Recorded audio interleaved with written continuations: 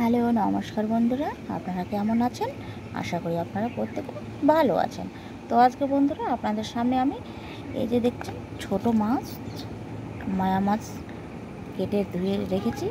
হ্যাঁ, সেটা আর হচ্ছে আপনাদের মিষ্টি কুমড়োর পাতা। মিষ্টি কুমড়োর পাতাগুলো বন্ধুরা সুন্দর করে ধুয়ে আমি কুচি কুচি করে আমি কেটে নিয়েছি। তো আজকে আমি এটা হচ্ছে ভাপা রেসিপিটা দেখাবো ছোট মাছ দিয়ে। এই ছোটো মাছ দিয়ে মিষ্টি কুমড়োর পাতার ভাপা রেসিপি দেখাবো। তো এটা লাগছে কী কী বন্ধুরা? লাগছে হচ্ছে শুকনো লঙ্কা, আদা জিরে বাটা, কাঁচা লঙ্কা, নুন, হলুদ, আর এখানে সরিষা পোস্ত বাটা। আর ফোড়নের সময় লাগছে বন্ধুরা দারচিনি, শুকনো লঙ্কা, পাঁচফোড়ন, একটু জিরে।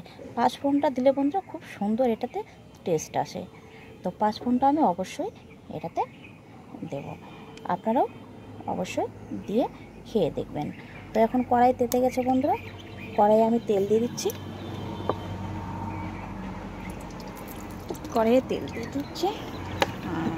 এখন বন্ধুরা দেখুন এটাতে শাকটাতে আমি দিয়ে দেবো পরিমাণ মতো নুন,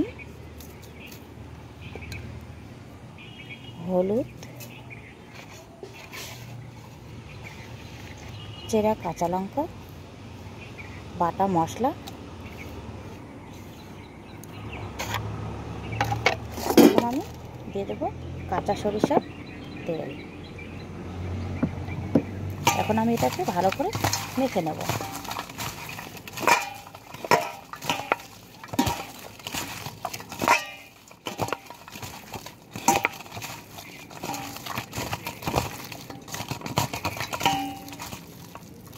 দেখুন বন্ধুরা নুন দেওয়াতে দেখুন কি সুন্দর জলটা বেরিয়ে গেছে আর খুব সুন্দর মাখা হয়ে গেছে।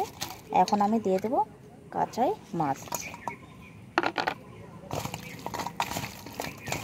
মাছ দেওয়ার পরে বন্ধুরা আবার একটু আমি হলুদ দেব।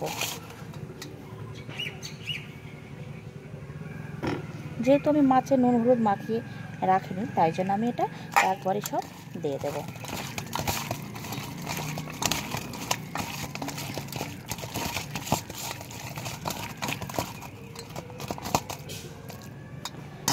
আবার একটু আমি সরিষার তেল দিয়ে দেব।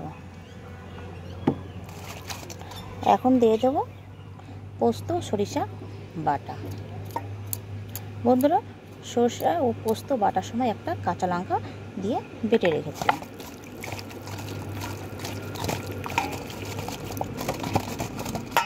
দেখুন বন্ধুরা খুব সুন্দরভাবে মাখানো কমপ্লিট। এখন আমি কড়াইয়ে ফোড়ন দেব।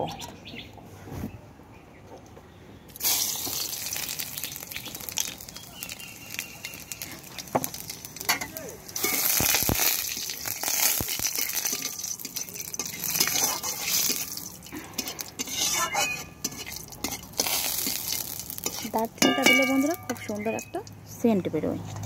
তো এখন আমি কড়াইয়ে দিয়ে দিচ্ছি।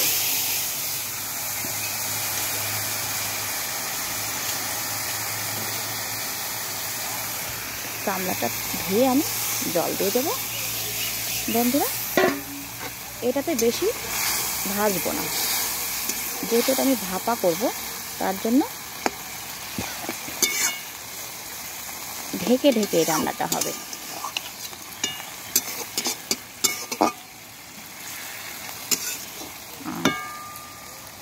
মাছটাকে খুব সুন্দরভাবে পরিষ্কারভাবে ধুয়ে নেওয়া হয়েছে।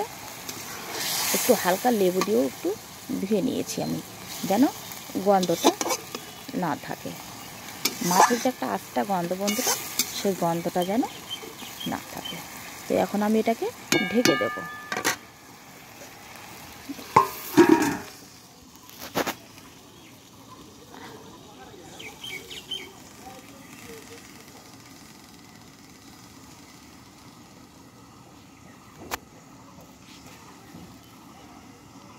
দশ মিনিটের মতো ঢেকে রাখব। তো এখন আমি ঢাকনাটা খুলে নেব বন্ধুরা।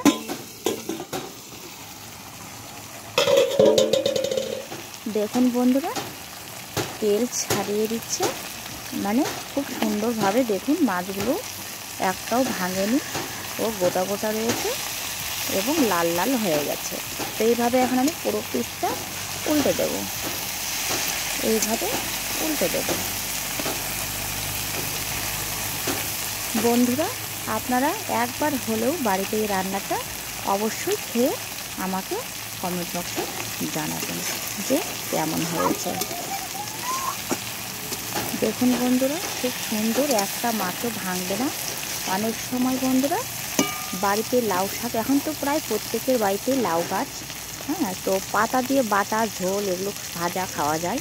তো এইভাবে পাতাটা কুচিয়ে হয়তো ছোটো মাছ দিয়ে ভাপা করে অবশ্যই আপনারা খেয়ে দেখবেন বন্ধুরা, আশা করি আপনাদের খুব ভালো লাগবে। তো দেখুন বন্ধুরা, এখন খুব সুন্দরভাবে এক পিসটা লাল হয়ে গেছে, আর এইভাবে ধীরে ধীরে উল্টে দিতে হবে। হ্যাঁ, আর বন্ধুরা যখন এটা ভাপাটা রান্না হবে বন্ধুরা, বেশি জোরে জাল দেওয়া হবে না, বেশ ধীরে ধীরে জাল দিতে হবে, একদম হালকা আছে। তো ভাপাটার এখন আমি হালকা একটু জাস্ট জল দেবো বন্ধুরা, হালকা একদম।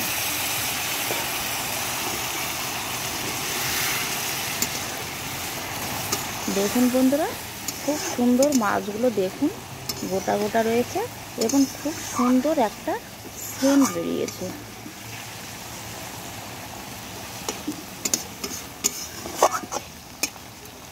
তো এখন এটাকে আমি বন্ধুরা নামিয়ে নেব। তো দেখুন বন্ধুরা, আমার ছোট মাছের ভাপা পুরো কমপ্লিট হয়ে গেছে। তো আমি আপনাদের রিকোয়েস্ট করছি বন্ধুরা, অবশ্যই একবার এই ভাপাটা আপনারা বাড়িতে রান্না করে খেয়ে দেখুন। এটার সাথে আর কোনো কিচ্ছু লাগবে না বন্ধুরা, এই ভাপার সাথে শুধু এই ভাপা যদি রান্না করেন, এটা দিয়ে আপনারা ভাত খেয়ে দেবেন, অন্য কোনো কিছু আর বেশি রান্নার প্রয়োজন নেই বন্ধুরা। তাহলে আজকের মতো টাটা।